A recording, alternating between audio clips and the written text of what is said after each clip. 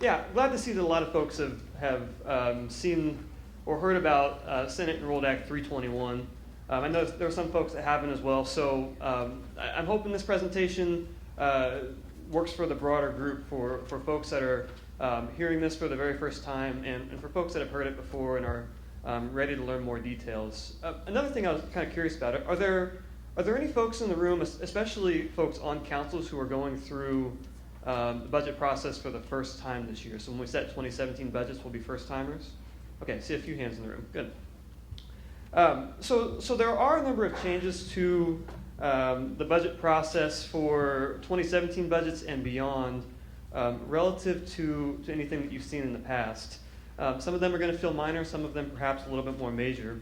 So we'll go ahead and start walking through what some of those are. So 321 was a bill, and now is an act from this past legislative session.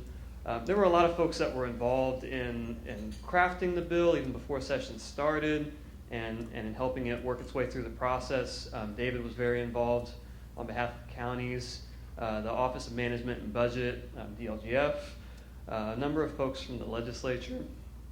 There are a few different goals. There are goals for taxing units, including counties, and there are goals for taxpayers.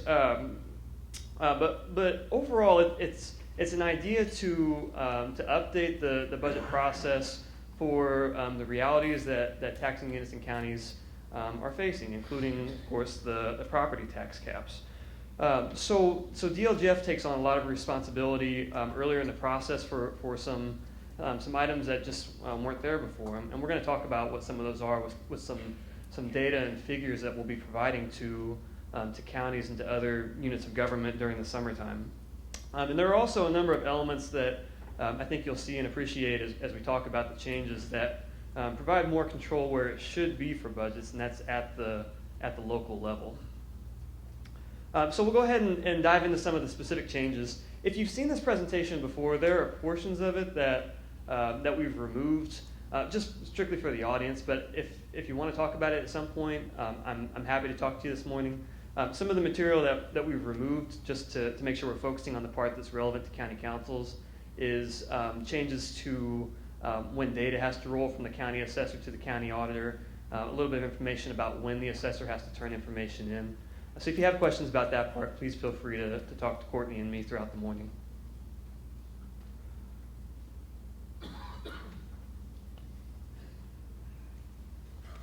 So one of the first changes, and one of the most substantial, and one that's coming up less than a month from now, is a requirement for the department to provide to each taxing unit, including counties, an estimate of maximum levies during the summertime. So this figure is due from us by the middle of July. And previously, it's not a figure that we've provided, especially in advance of budget formulation. We're going to also be required to provide information about different allowable levy adjustments, and we'll talk about what those adjustments are and what they look like. But the key date to remember here is July 15th, July 14th. We're going to have these figures to taxing units in the counties.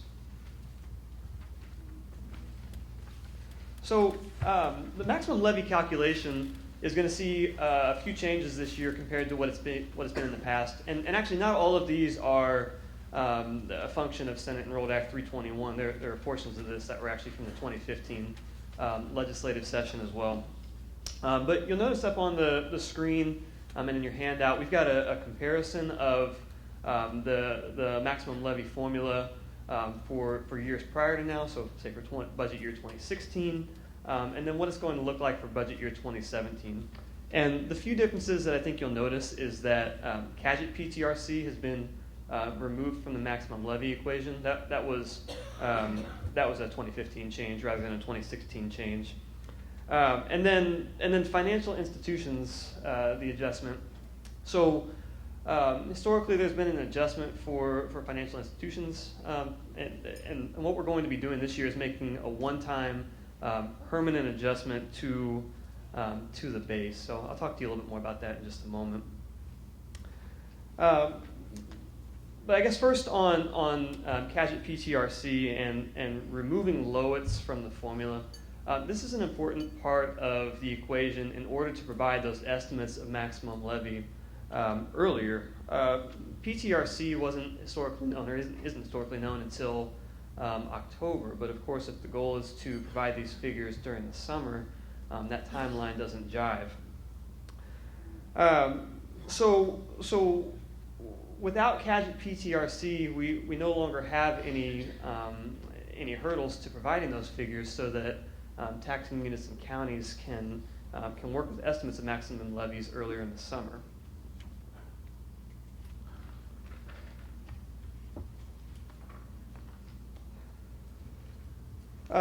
Among the allowable adjustments is a cumulative fund adjustment. This one sees a change in the formula for 2017 budgets. For the large majority of counties, it's not going to be a change that you feel. If anything, it's going to be a change that has the potential to increase your maximum levy. So historically, there have been it's been a two-part test for your cumulative fund levy adjustment. It was either looking at the CCD fund or looking at this slew of cumulative funds and comparing them to 1984 levies. And for the large majority of taxing units, they fell into, or the counties, I should say, they fell into the CCD category. So this is another change that allows for the summertime maximum levy because you don't require any longer net assessed values for determining those potential taxes. So as far as timeline goes, in the same way that we're going to be providing estimates of maximum levy by the middle of summer, we're going to be providing an estimate of that cumulative fund levy adjustment before July 15th. These are all part of a series of figures that are going to work together to give the total overall maximum levy picture for you all to use.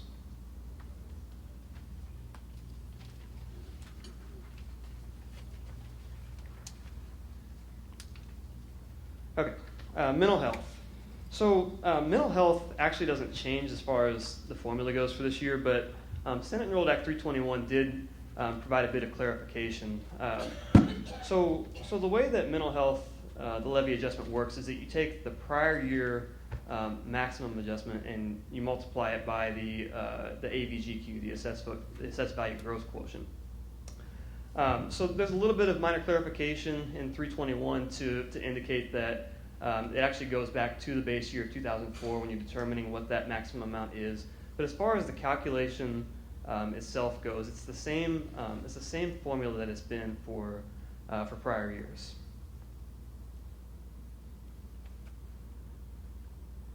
Developmental disabilities levy adjustment. This one does see a small change, and it helps again to facilitate an estimate by the middle of the summer rather than later in the fall. So timeline-wise, the department's been charged with providing an estimate of the developmental disabilities levy adjustment before July 15th, so at the same time that you're receiving your other maximum levy figures. So the formula itself is going to be actually the same formula as mental health, or the same idea as mental health, where you take the prior max multiplied by the AVGQ.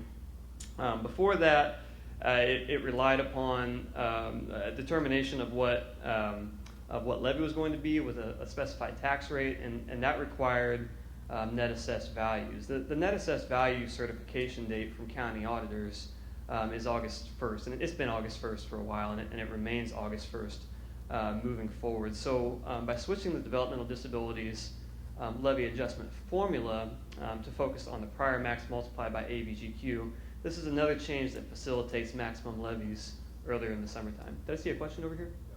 Sir?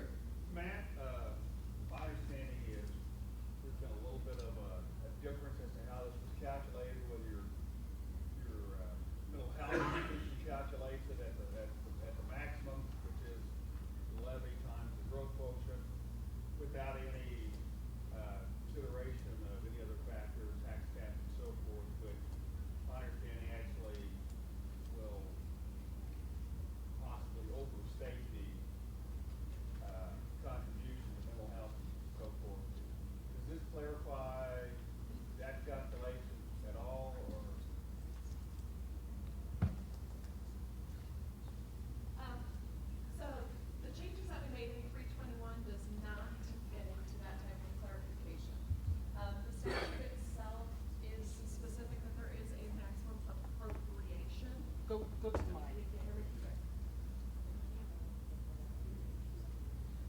All right. So the question being, have we modified the mental health language to better clarify how things like property tax cap impact the amount that counties are required to provide to their mental health provider?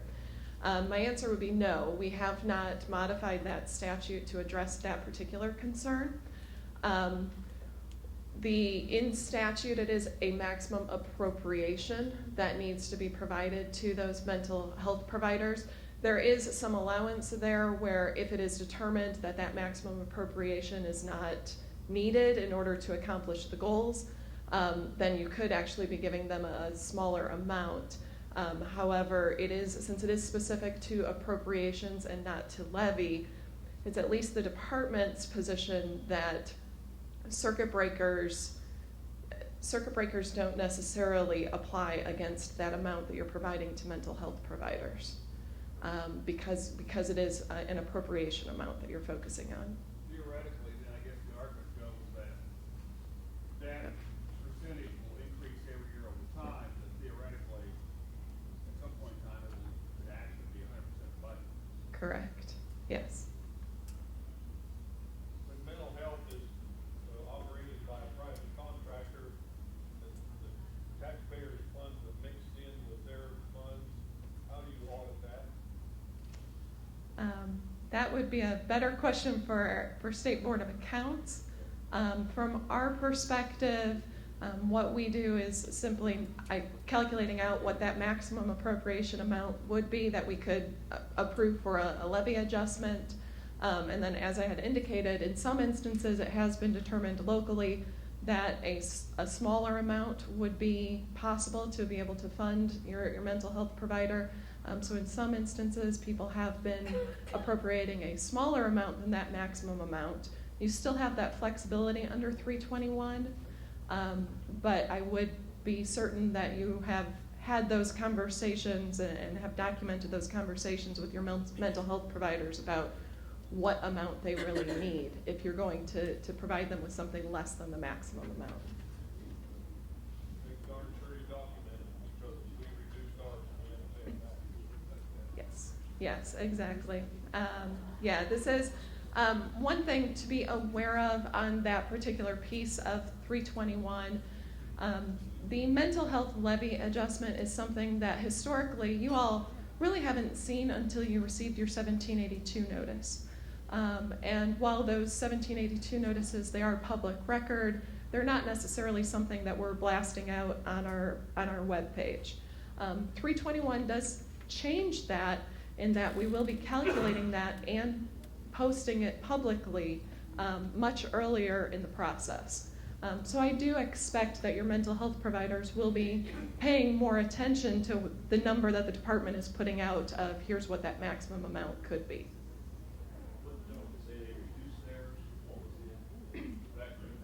What we have seen, what we have experienced is that in some cases, some counties have provided less than that maximum amount in some years, and after the fact, the mental health provider has come back and said, no, you were supposed to give us the maximum.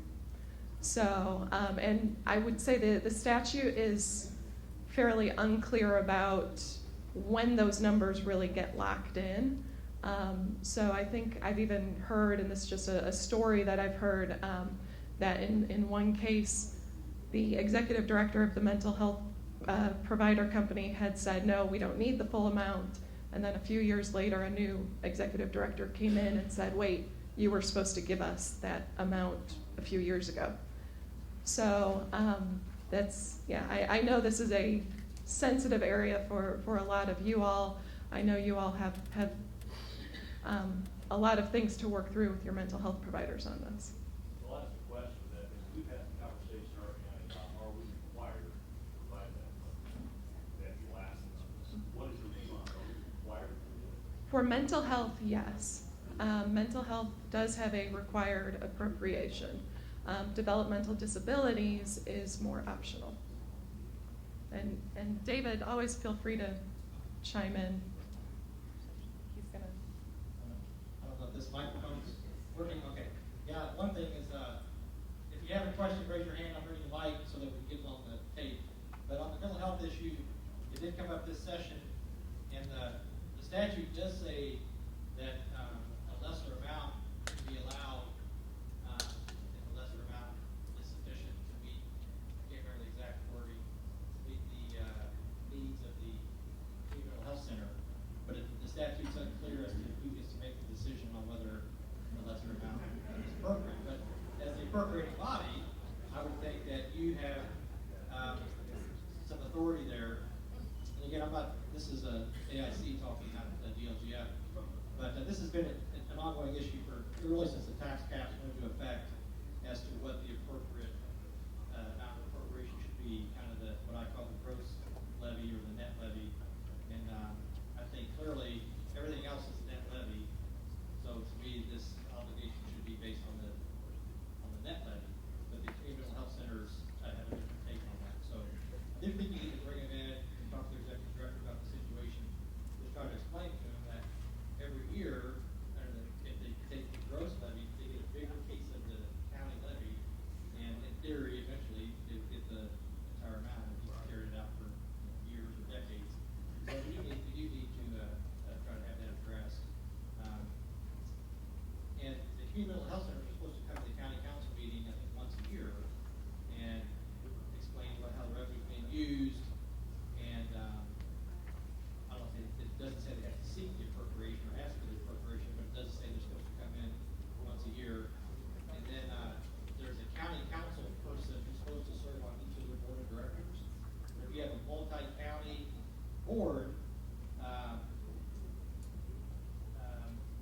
the statute discusses how that appointment is made on the multi-county board. The other option you have as a county council is that you can petition to change the community mental health center that serves your county. It's a long process, it's about an 18-month process, but it is another option you may have. So,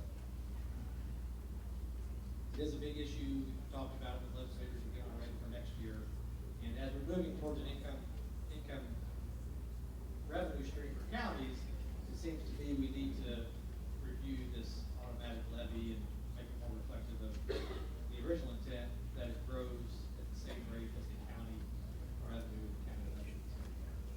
Dave, could you maybe discuss how the Developmental Disabilities Act is more flexible as far as what you guys do on? The question was about the disabilities statute, and that's more that there is much more control in that, much more local option, and based on historical appropriations.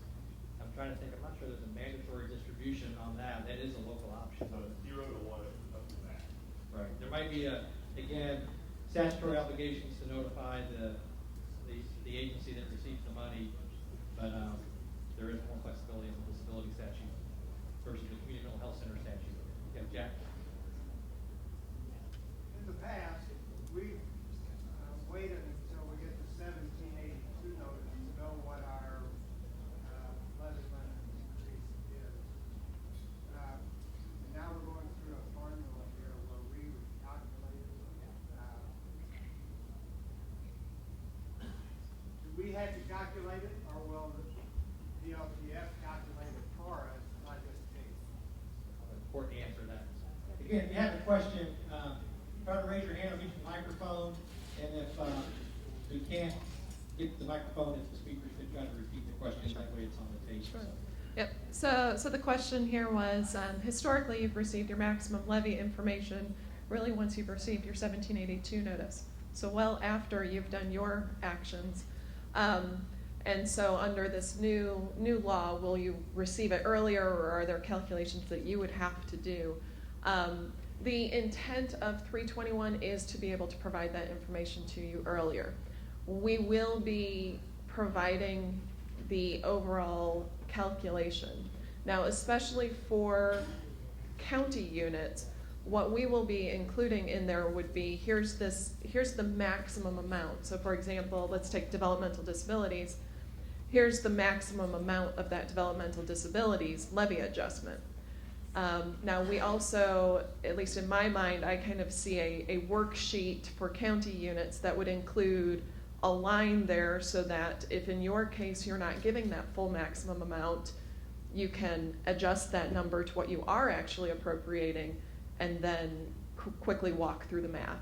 But at that stage, it's all just plus and minus, so. So we can adjust that as we're doing our budget. Yes, because that's in 321, it specifically says we have to provide you with instructions on how to do those levy adjustments. So we will be providing you with those maximums, but certainly if you're going below those maximums, then you'll want to make appropriate adjustments for that.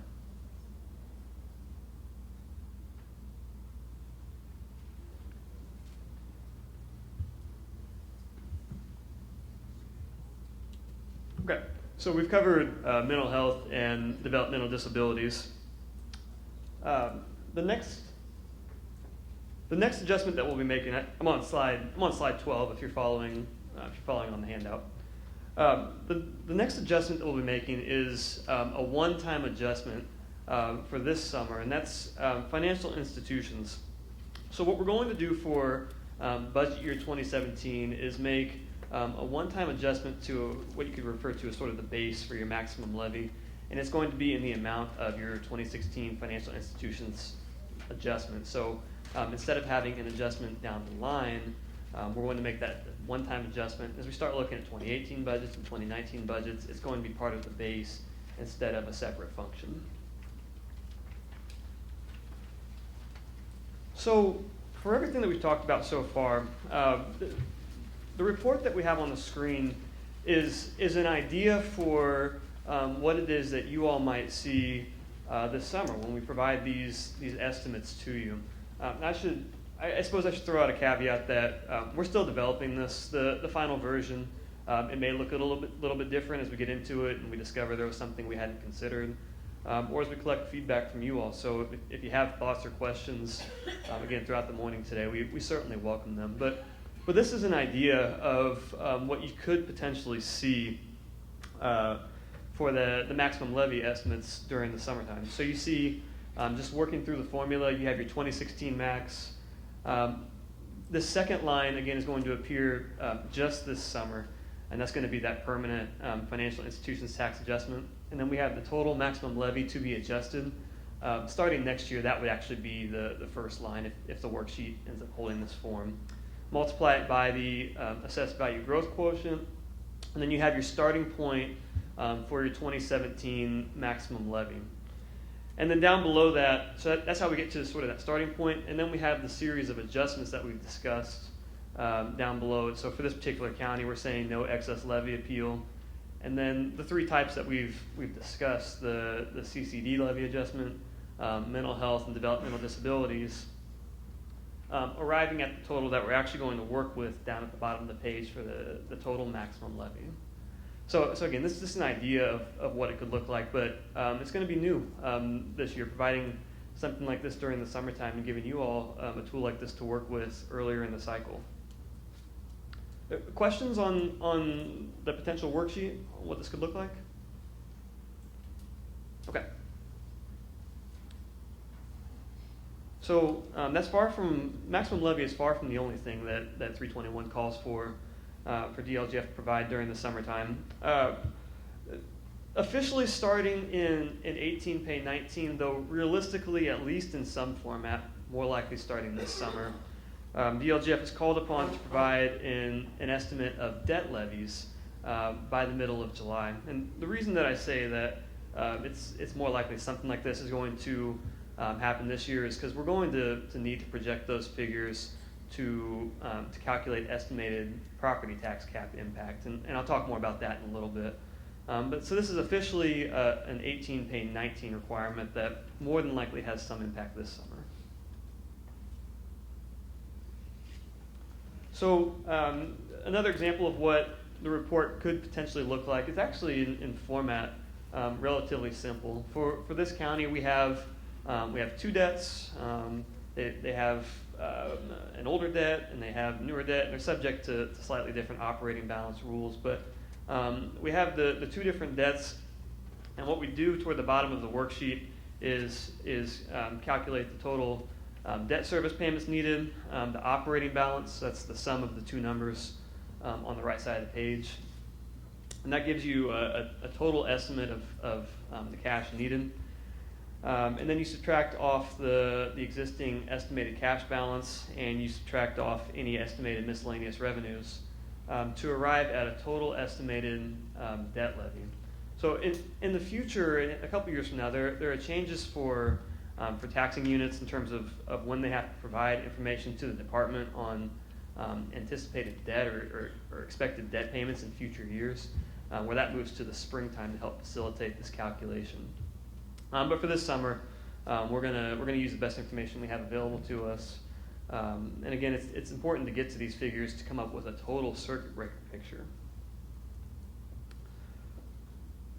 So, in addition to the typical maximum levy, in addition to debt service levy, the other item to think about is cumulative funds. So this is another one that officially starts in 18, pay 19. Though in reality, to get to circuit breaker estimates this summer, we'll have to take some form or some shape as soon as the next few weeks. But it's another before July 15th requirement. So the key date is July 14th. We're going to provide an estimate of cumulative fund rates to taxing units. One point that still matters is the bottom bullet. The actual rates, just like they always have been, are going to be calculated during the budget review. So another example of what a worksheet could potentially look like, and if you're following along, it's on slide 17. It's relatively simple in this case. We asked the question, has it been reestablished? Because that's key if you want to raise the rate. And if not, we're comparing the prior max with the prior rate and determining an estimated maximum tax rate for 2017.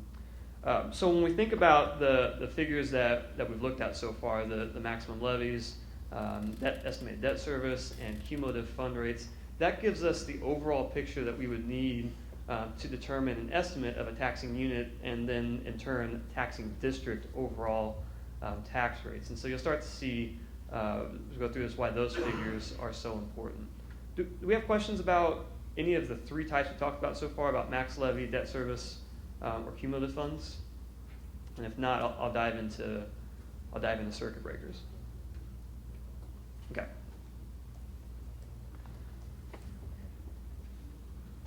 So the next key date, and this one takes effect again this summer as we start thinking about 2017 budgets, is July 31st. So before August begins, the department has been charged with providing estimates to each taxing unit on what their property tax cap impact is going to be for 2017.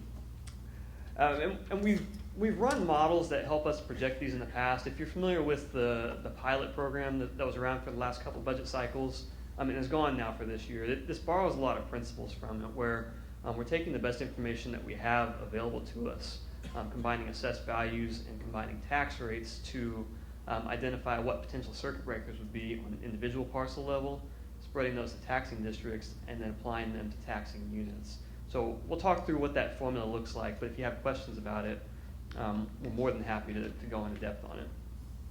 So over time, we've come up with a few different graphics to display what this could potentially look like, and this one I think actually provides a pretty good idea of what the flow is for calculating estimated circuit breaker impact or estimated property tax cap impact on a unit level. So the first item that we have to get to is taxing district rates. So we're going to take net assessed value. We're going to take the best information we have for net assessed value. So that may be prior year tax bills. That's probably the most accurate place to get started. And then we're going to use the second bullet in this first box is those maximum levies and rates that we've been discussing. So the maximum levy and estimated debt service and cumulative fund rates. And what that lets us come up with at the taxing district level is a total rate. And then we can take that total rate and we can apply it to individual parcel level assessed value. Again, most likely from prior year tax bills. So if you multiply the prior year parcel level assessed value by tax rate, that gives you an overall gross tax bill on individual parcel level. And at that point, it's just a comparison to the caps to come up with what a parcel level circuit breaker amount would be. And then once we have that parcel level circuit breaker amount on the individual parcel level, we then have the information we need to spread it to taxing units.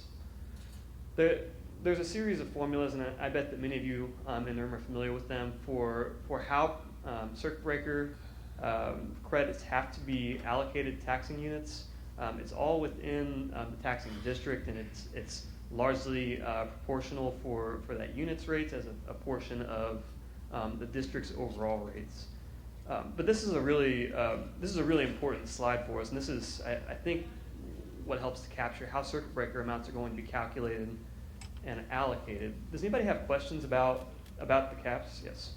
Well, just actually, the term when you talk about tax district, is that just pretty abstract, generic, in terms of whatever you're looking at, or is there a more specific? Sure. Yeah, so the question was, when we refer to taxing district, does that have a specific meaning, or is it a broader term? And it does. So a taxing district is, it's the area that has a set of taxing units that operate in it. So a taxing district may be a given county and township and city, if there's a city or town applicable, and library and school, for instance. But the taxing district is the set of taxing units that have authority over a given area. Other questions about tax caps, about these formulas? Okay. So we're going to start showing, again, projections of what a report could look like, a circuit breaker report could look like. And these worksheets that we're providing are going to become particularly important to you all as council members, because they're figures that we provide and figures that you're going to have at your disposal for recommendations during the month of August. But we'll start going through what those reports look like, and then we'll talk about that review process. So again, this is, Courtney and I have been kicking around ideas for what this could look like.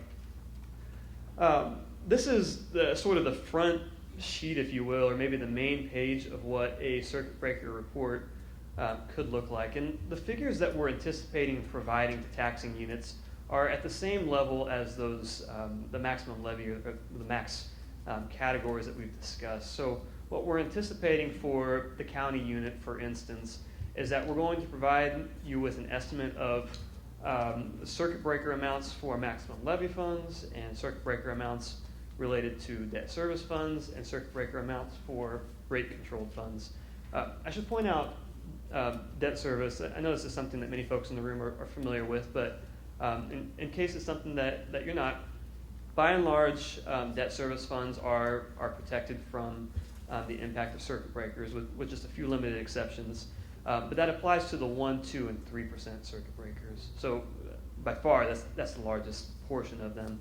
But over 65 circuit breakers actually don't have the same language in statute, so they end up being applied to debt service funds. There are a few other instances where you could potentially get into debt service funds receiving cap impact, but they're rare. So that's why we have an estimated amount associated with debt service funds listed on the report. So for space purposes, we've provided two units here. We have a county and we have the first township, but what you would actually end up seeing is this same level of information for all taxing units in the county. And we're gonna post this and make it publicly available before the month of July is up, so that all taxing units can see what the information is. There are other levels of the report that we're anticipating providing. And part of our goal is to make sure that the calculations that we've used are really transparent. It's a formula. There aren't subjective decisions to make in terms of what these amounts are, and what we want to provide you with is the same information so that you could go back and recalculate them yourselves if you wanted to, or if you have decisions or recommendations you want to make based upon the information. We want to give you as much data as we can for you all to work with. So another report that we're anticipating providing is a taxing district level report. And what this report's going to do is show what tax rates are for the taxing district and how they were calculated on a taxing unit basis. And So what I've drawn up here, and this isn't to call out any particular type of taxing, it's just for the sake of example. What we provided is an instance of what it could look like for a relatively simple taxing district, where we provide you with 2016 certified rates, and we provide you with estimates on the 2017 certified rates. And you'll notice that, again, just for this example's sake, we've left all rates consistent for all taxing units, except for that we increased the city's rates. And so if you see an increase in circuit breaker credits in the taxing districts where that city levies, this might help point you to one of the big reasons for why those potential changes are there for this year. And then on slide 22, we've provided a third example of a report that we're anticipating providing, and this one is the property tax cap impact by taxing district. So I spent a lot of time working with auditors and superintendents and folks that have questions about the calculations of the caps. And one thing that I find pretty routinely in those conversations is that it all becomes more clear for folks when they start thinking on the individual taxing district level. So they may see that their circuit breaker amount is whatever, $10,000. And they levy in 4 taxing districts, and 3 other taxing districts actually end up with no or very little circuit breaker impact, and it's the one district that makes the big difference for them. And I think that for a lot of taxing units that operate in more than one taxing district, it can sometimes be hard or difficult to appreciate that you have to look at each individual district when you're determining what your own circuit breaker impact is going to be for a given year. So that's 3 examples of reports. I'm going to back up 2 slides just for a moment to slide 21. This is the really important one that identifies what the cap impact is going to be at the taxing unit level, the estimated cap impact at the taxing unit level. And the other 2 worksheets are supporting details. But, question? Yes? I'm not sure I'm going to ask this question. It's kind of complex.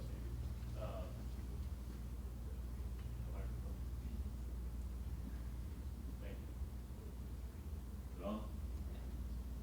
I guess I'm interested in how you're going to present the estimate of circuit breaker impact to the units. Are you going to be using assumptions of local option income tax from the prior year? You know, if the unit changes for local option income tax, how they treat the tax, how they use it, that can impact circuit breaker losses. So I guess what data are you going to use to give us that information by August 1? Sure. So the question was about the data that we're going to use in running these calculations. We're still figuring parts of that out. For year 1, we're going to use the best data that we have, and in many cases that may end up being prior year data.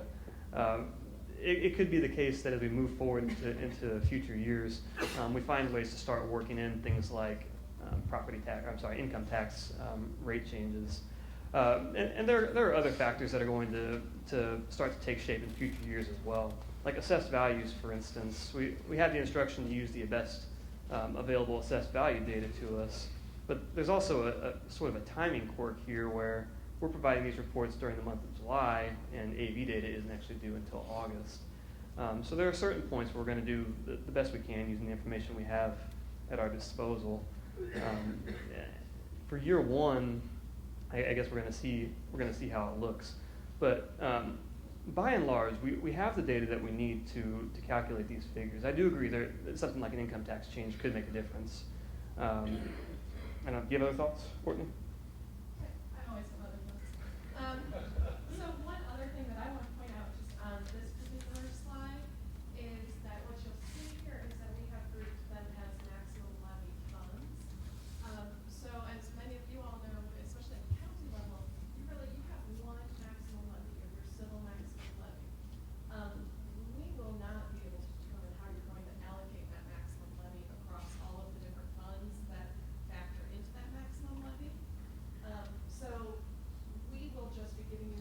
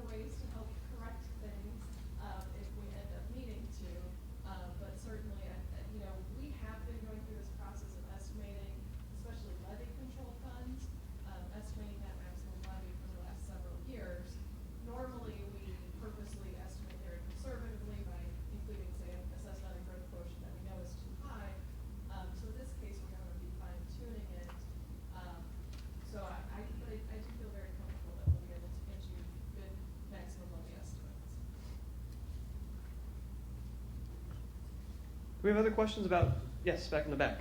If you have an increase in your low COVID in 2016, will that affect our maximum levy for 2017?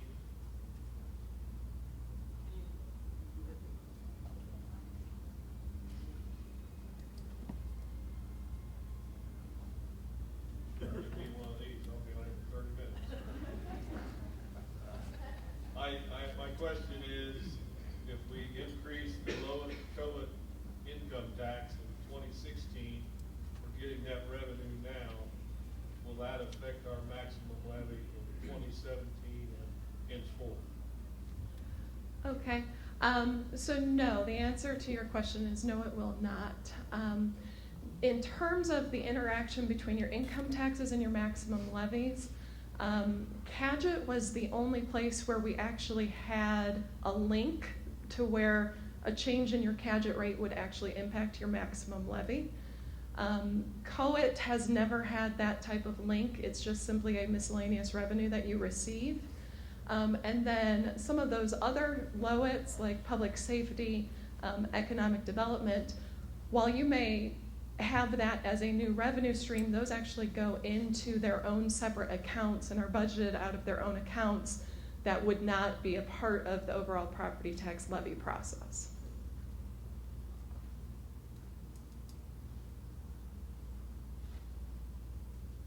Do we have other questions about the caps or about maximum levies that we can talk through? Okay.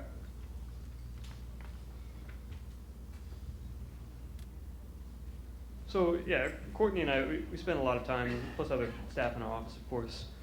We spent a lot of time over the last few weeks and months trying to determine exactly what these reports are going to look like, and we're excited about getting them into a concrete form. If you have thoughts or questions about these particular reports, if you have ideas for the ways that we can produce them that provide you with the best information that you need, we're 100% open to those thoughts and to those ideas. So I'd encourage you to talk to us this morning, or if you think of something after we leave here, email us and let us know, because we're at the point now where we're developing these, and we want to take your ideas into consideration.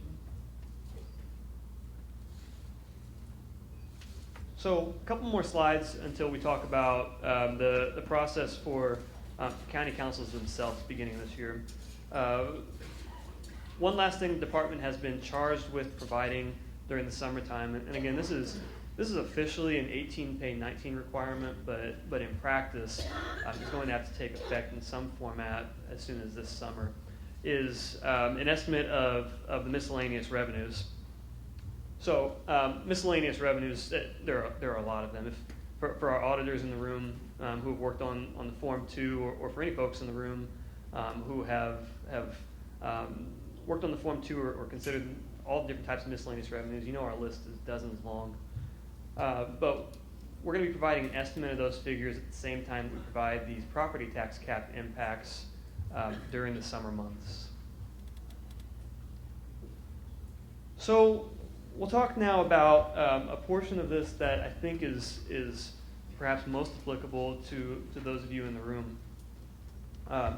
County council's interaction, especially with taxing units other than the county itself, has changed this year relative to what it's been the last few years. So I guess a quick recap of what's it's been like for the last couple of years is taxing units that are subject to, or that have historically been subject to non-binding county review have submitted a worksheet before the end of the month of August through Gateway, through the budget application known as the County Council Review Worksheet.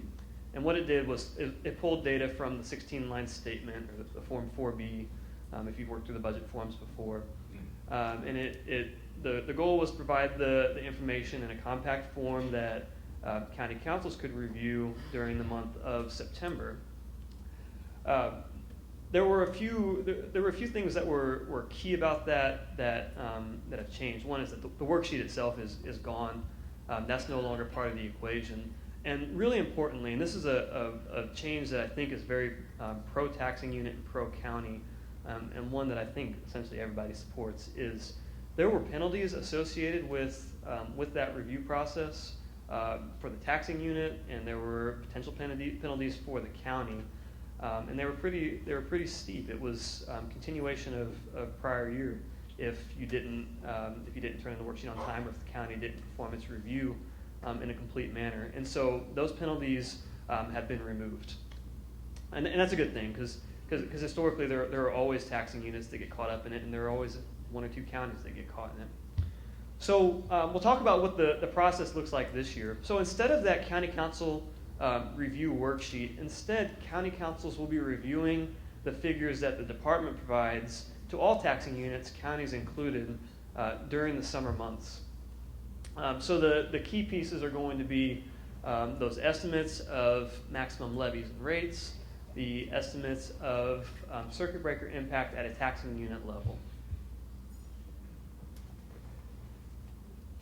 So yeah, I guess this slide, it reiterates that the penalties associated with the county council review worksheet and with that September review are gone. And this honestly, I think, is a very good change for taxing units that would inadvertently miss a deadline and would see some pretty serious consequences as a result. So specifically for county councils, what this is going to look like is 321 directs county councils during their first meeting in the month of August to review the estimates of the levy figures that the department provides, and to review those estimates of the circuit breaker figures that the department provides. So again, this is now an August review instead of a September review. It remains non-binding. There are a few different elements that also come into play in terms of interaction with the taxing units. One is that you all as a county council, you have the right to request that taxing units attend that county council meeting. And in particular, I guess there are a lot of cases where that could play out. And in fact, if you're inclined to do so, you could invite them regardless of what their situation looks like. But I think where it particularly comes into play is if you see a taxing unit whose rate increases, and you want to talk about the reasons for that rate, or you want to provide recommendations around that rate. This provides an avenue in statute to provide that type of recommendation. Now, for folks that do attend the meetings from the taxing units, the county council is required to provide the representatives from those taxing units with an opportunity to discuss the potential levies and rates and their budgets for the 2017 year. After the meeting is concluded, again, this remains a non-binding process. After the meeting is concluded, the county council has two different options for the next step they can take. They're invited to provide a written recommendation to taxing units based upon the figures that have been provided. Or if the county council chooses not to take any action, then the county auditor will distribute meeting minutes from that August meeting indicating that the topic was discussed. Yes, sir. Yeah, I mean, this is something that sounds real good if you don't think about it. I mean, you're having a review that's non-binding, that's a waste of time for all the councils all over the state. And, I mean, I can't understand why they would want us to waste time doing this. Sure. So, I mean, I think Your review means nothing. You tell them, well, I want you to do this, this would be a good idea. No, they don't have to do anything, it's not binding. So why do you have a review of something that's not binding? So there are a few different things that I would offer.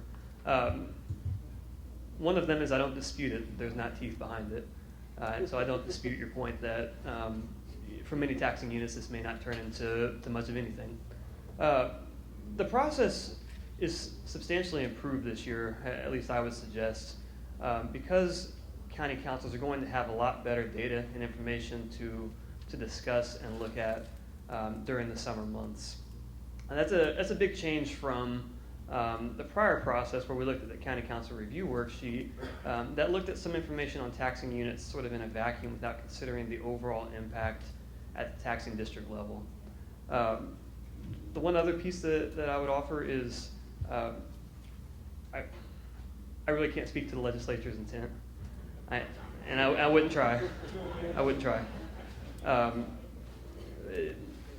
But if the process is going to be in place, and there's been a version of this process for prior years, and the process is going to remain in place in some form this year, I do think that you'll find that the information you're working with is better and more detailed and provides you with more concrete information that you can use for providing recommendations to taxing units during the summer months.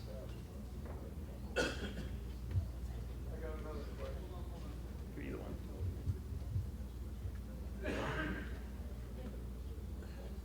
If the auditor sends the minutes, how detailed do the minutes have to be? They just say that they discuss the levies and the circuit breakers, or does it have to be more detailed on?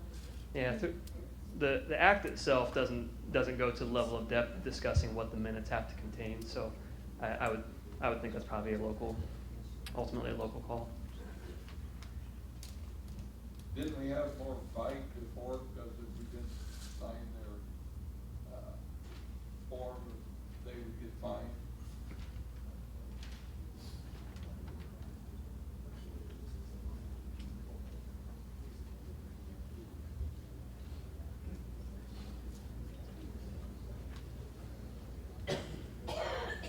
Okay, so the question was, didn't you actually have more bite before because you could withhold a signature on their form? No, not actually. The prior version was also non-binding. What happened under the prior version was that the taxing unit did provide you all with a worksheet. So you may have received 20 different individual worksheets, and then you were supposed to then fill in what your recommendation was and sign it. If you did not sign that, that meant one of two things. One, that could have meant the county council may not have actually reviewed this and you might have faced penalties because you didn't sign it. The other possibility of that would be that we did ultimately find out that some counties preferred not to sign it because they had no recommendation, and so we were moving closer to this step of taking no action on it, or no recommendation is in a way a recommendation as well. So no, it really hasn't changed in terms of what authority you had in this process. One thing that I will point out just while I have the mic, because we don't really cover it in here, we are talking in this case just about the non-binding process. The binding adoption process that I know many of you may go through for like your solid waste district or fire districts, there have been no changes to that process. So you will still receive all of that information, you will still do that hearing and that adoption. So that process remains in place. These are just changes on the non-binding piece.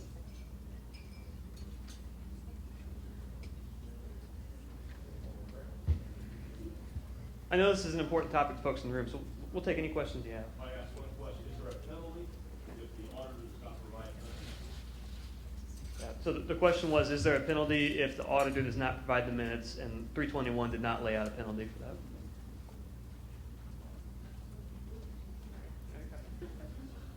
Sorry. We will be asking the auditors to provide us with the minutes so that we can verify that the process was accomplished. But I think most auditors are used to that. They've historically provided us with the worksheets. So we will still be asking for them.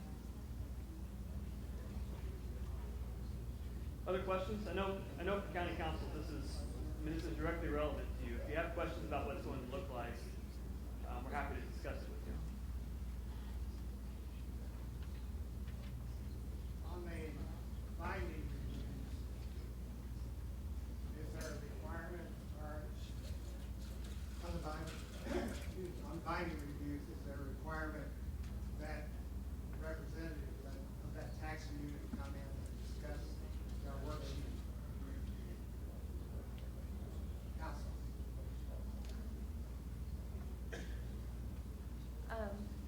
So on the binding reviews, we did not make any changes to that particular process at all. So there is nothing specifically in statute that requires them to attend the hearing or attend your adoption. We did, as you saw, we did specifically address some of those questions here in the non-binding process because we had received those comments in the past, but we did not make the same type of changes on the binding process.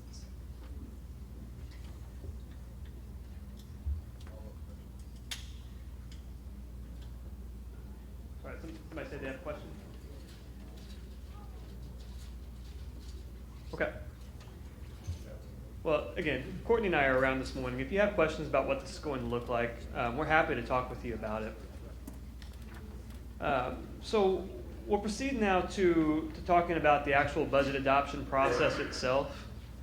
There are parts of it that remain the same. There are parts of it that change, and there are some long-term changes that are going to be very meaningful, we think, to counties and to taxing units. So the overall process in terms of broadly what it looks like remains the same. Taxing units will still provide their notice to taxpayers through the Form 3. They'll go through a public hearing, and then at a point after that, there will be budget adoption. So in terms of the budget forms themselves, actually, show of hands so I can kind of tell where we're going with this. How many folks in the room are familiar with and well acquainted with the individual budget forms? So if we refer to a Form 1 and a 4A, okay, so we've got maybe half and half. So I guess I'll just sort of give just a really quick overview to talk about what the mechanics of this are. The Form 1 is a line item budget estimate form. So on that, by fund and by department, if you have departmentalized funds, a taxing unit is going to indicate an estimate on a line item level of what their budget's going to be. So some taxing units get very detailed on this, where it might be something like county auditor salary, deputy auditor salary. Some folks, they perhaps go a little bit more high level than that, but the idea is that this is the most detailed level of the budget. And then the Form 4A takes your Form 1 data, your line item data, and it summarizes it at the category level. So categories broadly are things like capital outlays and personal services. So the change for this year, or one of the changes this year, is that the credit amounts are going to be listed, or projected credit amounts are going to be listed on the Form 1. Again, that's the line item budget estimate, and carried forward to the Form 4A. And then the Form 4B, it's also known as the 16-line statement. If you were to think of the budget forms as a package, the Form 4B is the one that holds them all together. It's where all the information from the other forms comes together to a single place. So toward the top, we list the budget. You've got information in there about your miscellaneous revenues, and it ultimately works its way down to a levy and to a tax rate. So on Form 4B, we're going to list gross budgets. And when we refer to gross budgets, that means that we're going to have your Form 1 and 4A amounts, including projected circuit breaker amounts, to get to what amounts to a gross budget. And gross budget is important for the calculation of taxing rates. What would happen if you listed post-circuit breaker budgets is that you would actually end up setting a tax rate that's too low.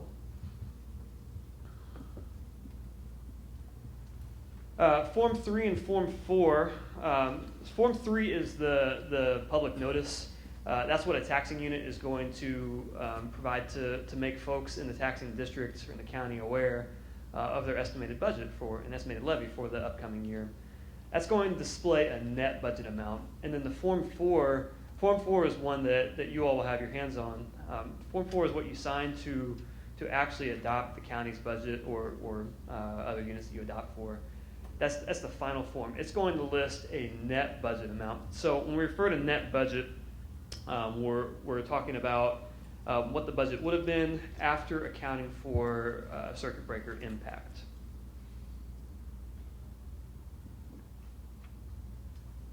So we have another pro-taxing unit change, or a change I would at least argue is pro-taxing unit related to the Form 3. And this came out of Senate Enrolled Act 321. Historically, there have been two requirements around the Form 3 in terms of when it has to actually be submitted. It's submitted electronically. It's been submitted electronically for the last couple of years. So historically, there have been two deadlines. One is that a taxing unit had to have it in at least 10 days before their public hearing. And the second is that they had to have it in no later than September 13th or before September 14th. The September 14th deadline has been removed. And that's positive for taxing units for several reasons. But the biggest reason is that if a taxing unit needs to restart the advertisement process for one reason or another, they accidentally listed something incorrectly on their Form 3. When that September 14th deadline was in place, that provided a hard limit on taxing units being able to restart the process. And so we would wind up with taxing units that were stuck with an advertisement that wasn't accurate, or wasn't complete. This provides more flexibility to the taxing units.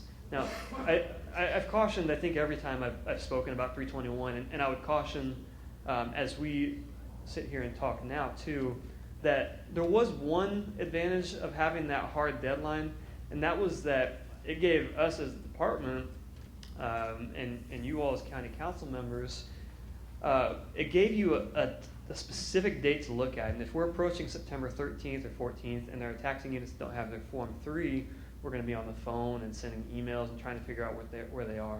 So that's the one caveat I would offer, is that in exchange for more flexibility, it does put a little bit more responsibility on the taxing units to make sure that they have their Form 3 submitted on time. So I would ask for your help to keep an eye on Form 3s for taxing units in your county, and if it looks like they don't have it in at the point you'd expect them to, if you know they have a public hearing coming up and they don't have their Form 3, I'd ask for your help. Reach out to the taxing units and let's make sure we continue to get all these Form 3s turned in on time. Overall, though, this is a really positive change for taxing units. It gives them one less way they can get tripped up in the budget process. Okay, budget adoption. So the budget adoption deadline itself remains the same. That would be the beginning of November. But there are a few different changes to the way that taxing units are instructed to think about budgets when they're adopting them. And the key change is on I guess it's the fourth line on this slide, and that's that taxing units are instructed to consider the net property tax revenue when adopting budgets. And so that's, again, thinking about the impact of property tax caps in advance of the adoption of budgets. So for some of the more sophisticated units around the state, including I would surmise probably all counties or the large majority of counties, there's already been thought given to what circuit breaker impact's going to be. Same is going to be true of schools and certain other units. But I think that for some of our smaller units who perhaps operate on smaller budgets and it's going to be a change in terms of the mentality. So the way that we're talking to folks about this is that we're encouraging people to think about this on the budget side. So that's why when we talked about Form 3 and Form 4, we mentioned a net budget. We really want you thinking about the budget side. And the reason for that is I think a mistake that a taxing unit could make when trying to think about their circuit breaker amounts is reducing their levy by the amount of the property tax cap. And that would, from a taxing unit's perspective, be a mistake. They would end up being hit twice. They would have reduced their own levy. Plus, circuit breaker amounts are still around because you're thinking about it on the taxing district level to get to those totals. So what we're encouraging folks to think about is net budgets, the appropriation side. Long term, and this is probably 2 years from now, the intent is that we're going to convert the Form 4B or the 16-line statement. That's the one again that it brings the entire package together. We're going to end up flipping that on its head. So right now you start thinking in terms of the amount that you want to spend and you work your way down to a levy and rate. It's going to be flipped to where taxing units are going to consider the amount that they have available to them and then developing a budget from that point. And realistically, that's probably the way that folks should be thinking about these things. That's a realistic way to think about your budget in a world that includes circuit breaker impact. But for the next couple of years, we're going to be encouraging folks to think about net budgets with changes on the Form 1, 4A, and then carrying them forward to the other budget forms. Yes, ma'am. So Matt, on your Form 4.1 now, are you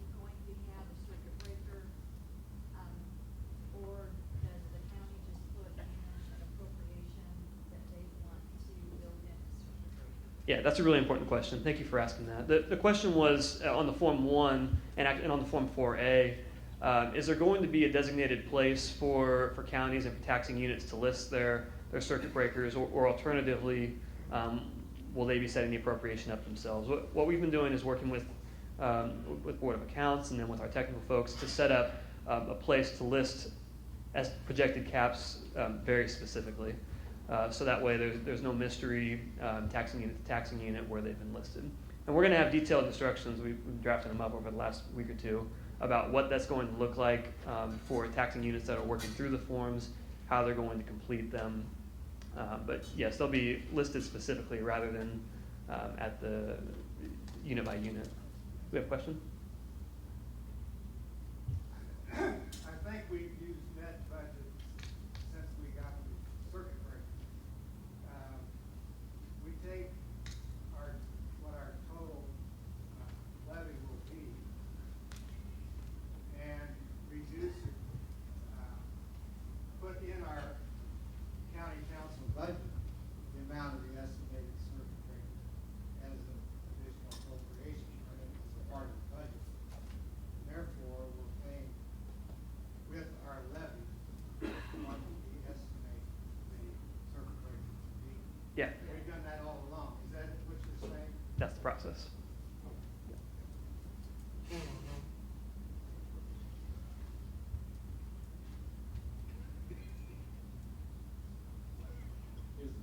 Is the net effect of that then to shift the circuit breaker losses to other taxpayers who are below the circuit breaker? The question was, is the intent to shift? I mean, maybe it wasn't an intent, but aren't we in effect taking the circuit breaker losses and put them on all the other taxpayers in the Form 1, if you have that in as an expense or appropriation? So, okay, so the overall question is, are we in effect shifting the burden to other taxpayers rather than, on an individual, I want to make sure I understand correctly. If I answer incorrectly, please let me know if I'm not answering your question. On a taxpayer level, there's not a change here. So taxpayer-wise, the way that taxing units budget, unless they do something to reduce their circuit breaker amounts, shouldn't impact an individual taxpayer. Now, the figures that we're going to be providing are at the taxing unit level, so it's going to be up to the taxing unit within its own budget, within its own funds, to allocate circuit breaker amounts as it sees fit to the funds. But the amount itself isn't a piece that's changing. It's the way that units start to budget for it in advance of the budget year. I don't know if I answered your question quite correctly. I may have misunderstood. Is there another way that Okay. Yeah.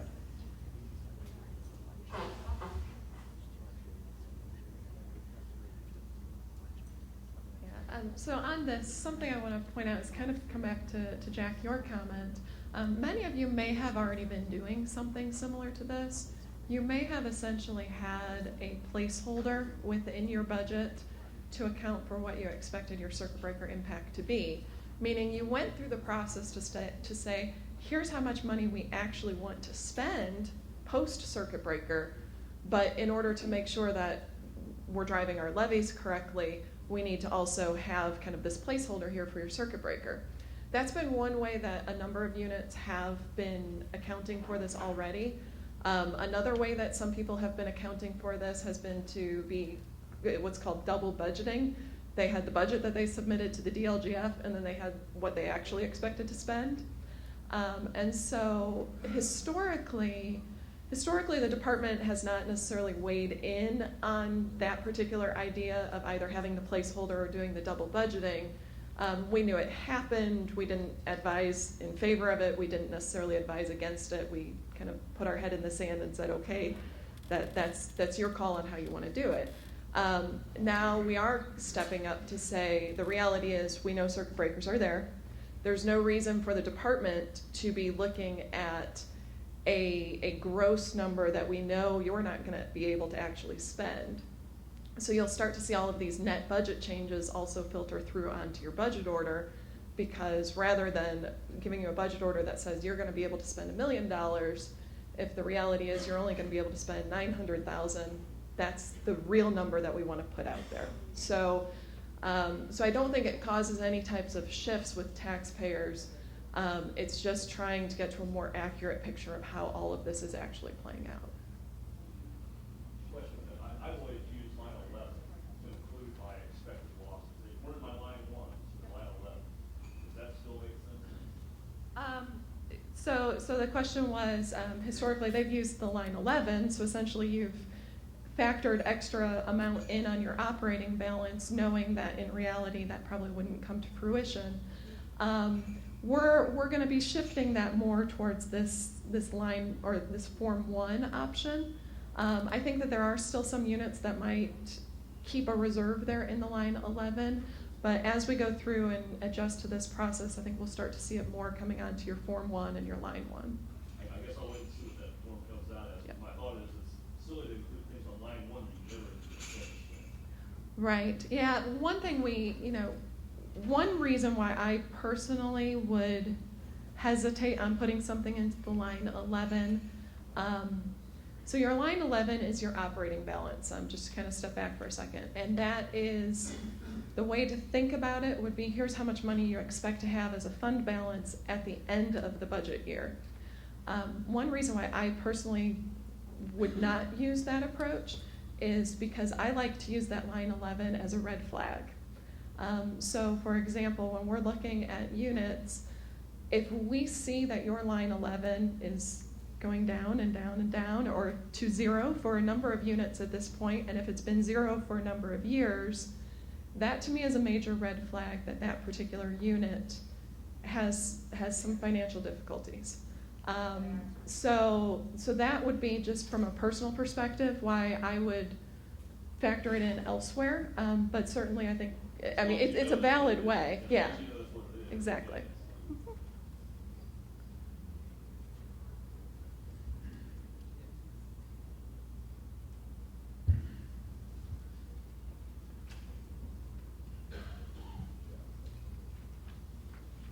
Okay, so we'll start talking about the budget review.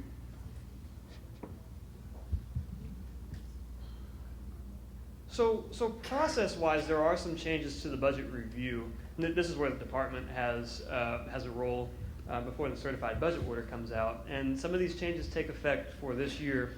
And what I think and hope you're going to find is that the changes that come into effect for the next couple years really have the potential to benefit counties quite a bit.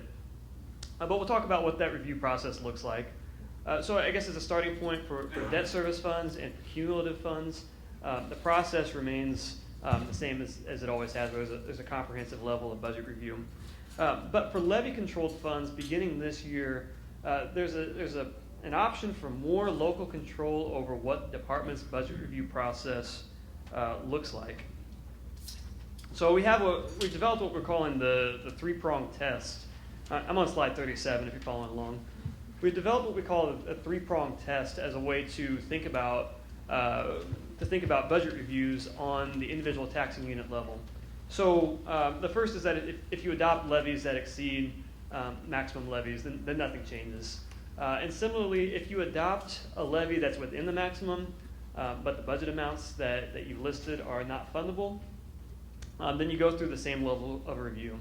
But where we're hoping and anticipating that a lot of taxing units are going to end up is with this third prong of the three-pronged test. And what that says is if you adopt a budget that's within your maximum levy, and if you adopt a budget that's fundable, the department is going to take a much more hands-off approach, and we're going to leave that control at the local level. We will recalculate rates, make sure that's accurate. Otherwise, by and large, these figures are yours. And that's good for local control, and that's where the control, I think, should be on these processes. So we're hoping that as many units as possible get to this point. And one reason that we want as many units as possible to get here, and this is the change that I hope folks get really excited about, and as we've gone around the state, we've heard a lot of positive feedback about this change, daunting as it may be for us. And that is the change in the budget order deadline. So I guess quickly I should cover this. For those who haven't been through it, or for those who have, just as a quick refresher, the department performs its budget review, and it has a tentative budget figures, and then the 1782 notice is issued, and units have 10 days to respond to that. So the change that we're hoping folks are really excited about is the change that we have on slide 40, and that's to the department's deadline to have budget review completed. So historically, including 2016, and also the case for 2017 and 2018, the deadline for the department to perform its budget review is February 15th. And for a long time, it was difficult for the department to get there, and within the last couple of years, we have. And so the next logical step is, well, let's work on moving that forward. And the reason that's good for taxing units is if you're on the later end of that, if you're getting your budget order February 15th or in the month of February at all, you're going to be 4 or 5 or 6 weeks into your budget year before you actually have a certified budget to work from. So beginning with 2019 budgets, so we'll go through two more budgets at the same timeline. Beginning with 2019 budgets, that deadline shifts to the end of the year prior to the budget year, with a few exceptions. But the base case is going to be that you'll have your budget order by December 31st of the year prior to the budget year, so that when you walk in on day 1, 2019, you have exactly what your budget's going to be for that year. There are a couple exceptions.